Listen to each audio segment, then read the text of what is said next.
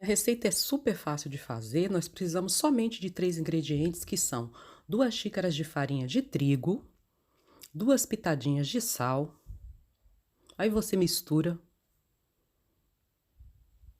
e cerca de 3/4 de xícara de creme de leite. Vai colocando aos poucos até a massa se juntar e adquirir uma consistência elástica. Essa massa fica bem saborosa, é rapidinha de fazer. Nessa hora é necessário já colocar a mão para mexer a massa, para trabalhar a massa. E, como eu já disse, coloco creme de leite aos poucos. Esse creme de leite que eu uso aqui, ele é como se fosse praticamente um chantilly. Mas eu sei que aí no Brasil tem o creme de leite bem consistente, então tente utilizar o creme de leite convencional que a gente tem. Que a sua receita vai ficar ainda mais saborosa. Eu tenho uns que imitam aqui, mas nesse dia, quando eu fiz a receita, eu não tinha ele em casa, então eu usei esse aí. Mas o creme de leite convencional, olha só. Essa é a consistência da massa, fica assim elástica. Agora é só guardar num saquinho plástico e deixar descansar por 20 minutos.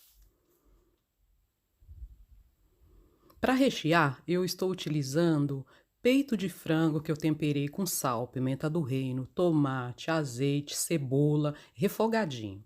E agora eu acrescento 3 porções assim generosa de queijo, fica a critério de cada um, essa quantidade é a gosto. E você pode estar recheando com outros recheios da sua escolha. Chegou a hora de abrirmos a massa. Eu estou usando esse tapetinho de silicone, mas de qualquer forma é sempre bom colocar um pouquinho de farinha de trigo. Abre a massa bem, vai salpicando farinha de trigo e vire a massa, porque se você não virar, pode ser que quando você for cortar a massa, ela vai estar grudada na área de trabalho. Essa é a espessura, não muito fina, não muito grossa. Para abrir a massa, eu vou dar o exemplo aqui com essa xícara.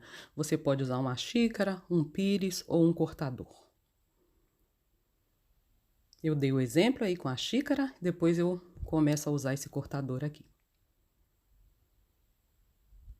Corta toda a massa, tira as rebarbinhas e agora vamos começar a rechear. Coloca uma quantidade generosa de recheio, porém sem exagerar, porque senão você vai ter dificuldade na hora de fechar os pastéisinhos.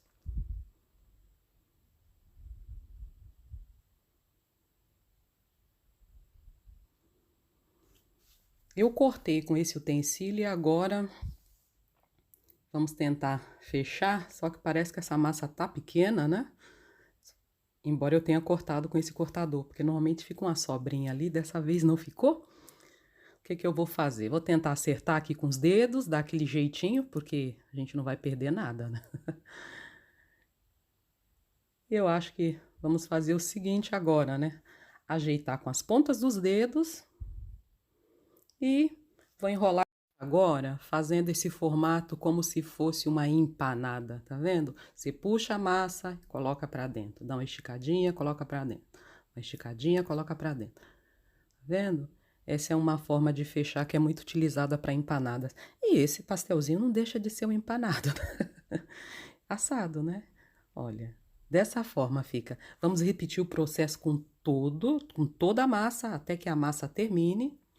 Esse é o último, gente. Isso daqui ficou um pastel gigante.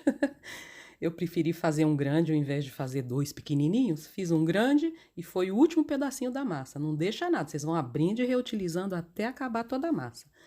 E a quantidade aqui que renderam, eu acho que foram 17 pastéis. Nós vamos ver daqui a pouco na assadeira. Olha lá. Que bonitinho, tá vendo? Bem fechadinho, não há problema de abrir na hora de assar. Agora, eu peguei uma gema de ovo, coloquei um pouquinho de leite, estou pincelando os pastéis.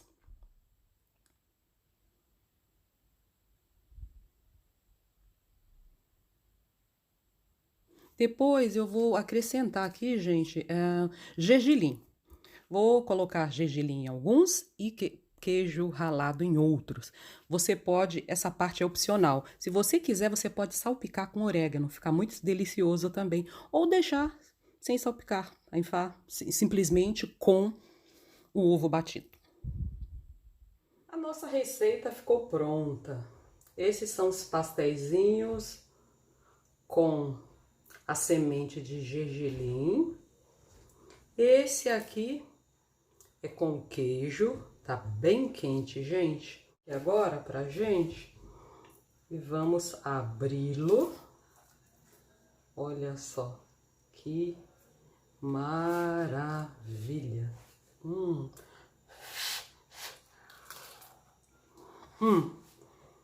Ele fica bem crocante.